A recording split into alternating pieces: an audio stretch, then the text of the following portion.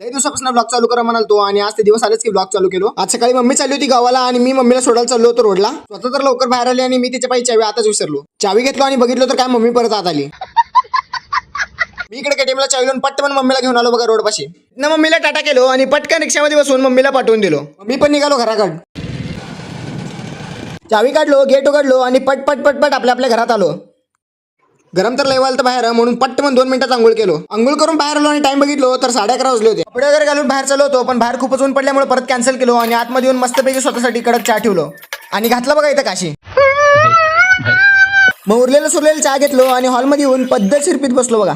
आणि दुपारी आलता आपल्याकडे आपला आब्या. कधी बघेल तेव्हा नुसतं फोनमध्ये असतंय. आतमध्ये येऊन पाया देऊन संस्कार दाखवायला खेळो बा. काय असतं की पोरीवणी सारखं सारखं जाताना पाणी आण म्हणला. दिलो मग नेऊन पाणी बॉटल आणि पाणी पिऊन झाल्यावर कसं येऊन बसला बघा खाली. मी आणि आब्या निघाला हो नीट आपल्या आवीकडं. गप्पा मारता मारता कधी एकदा आवीच्या घरापाशी आलो कळालंच नाही. मध्ये आवी पद्धतशीर अंडररेस केला. बाहेर मी आणि आवी आब्याला